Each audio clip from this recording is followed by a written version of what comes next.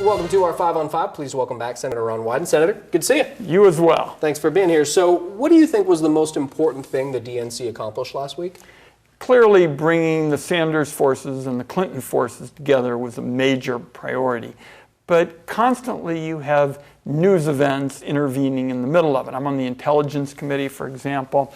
Donald Trump did something that I still just find absolutely astounding. As an American political candidate, he basically appealed to foreign spies to help him win an election. You know, he said, you ought to be hacking Secretary Clinton's emails. So I think the unity that we came out with was very important, and certainly I spent a lot of time as one of the members of the Intelligence Committee who was there responding to questions about what Mr. Trump had said. Okay, what role did you play in particular in Philadelphia with the party having the big convention? I was one of the co-chairs along with Senator Merkley, and he was very easy to work with, but obviously Bernie Sanders won Oregon, and so we had a big effort underway to try to unite the delegates. It really helped that on the platform there was a lot of common ground with respect to expanding college education. I pointed out that I had perhaps run one of the few advertisements in the country that featured both Bernie Sanders and Hillary Clinton,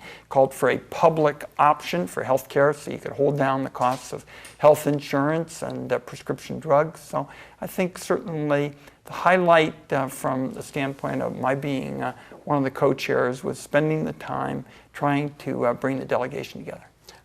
You're on the Senate Select Committee on Intelligence, as you mentioned. What's your reaction to WikiLeaks founder Julian Assange saying he has more leaks coming, and how concerned are you that this could hurt the Democratic Party like last week's DNC leaks? Well, certainly he has a long history. I'm not going to speculate about his motives, but what I can tell you is that constantly foreign policy is going to come up simply because Mr. Trump reflects misunderstanding about so many world events, and I think his coddling of Vladimir Putin is really reprehensible.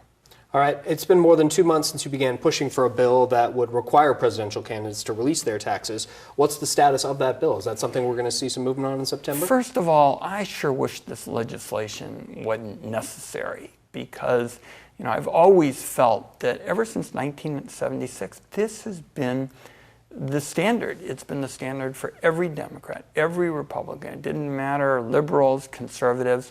This was the public's right to know, because a tax return doesn't spin. A tax return is actually the facts, and people can find out about whether or not you actually did pay taxes. So my hope is that very early in September, I'll be able to get a recorded vote on the floor of the Senate on my legislation, and hopefully it won't be needed, and that Mr. Trump between now and then will decide to do what every single candidate has essentially done for 4 decades and release his returns. We're going to take a quick break. Much more in a moment. Stay with us.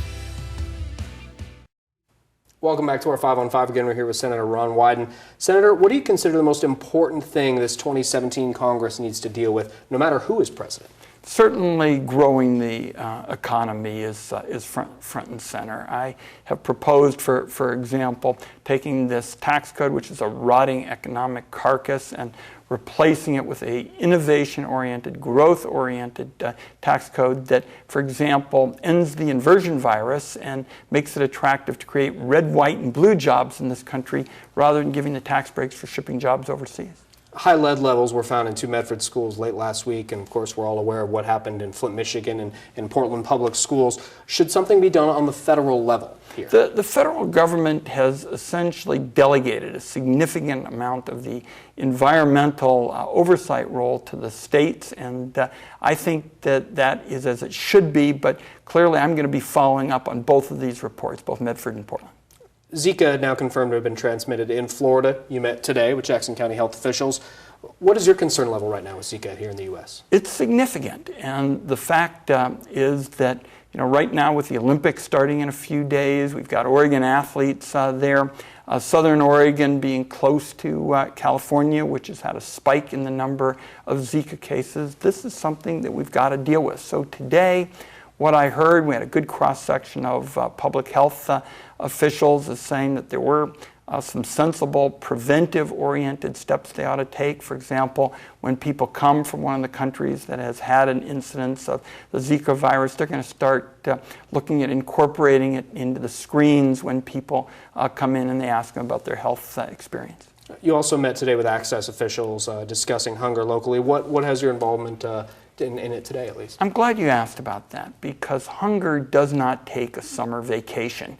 And during the school year, hungry youngsters get 2, sometimes 3 meals. They get food often to take home on the weekend. That's not the case in the summer. You don't have the volunteers that you would have, say, around the end of the year during the Christmas holidays, for example. So what I've been talking to the programs about first, at the end of the year, I was able to get increased and permanent the tax break for farmers who are giving food to these programs. It's not something that's available just at the end of the year.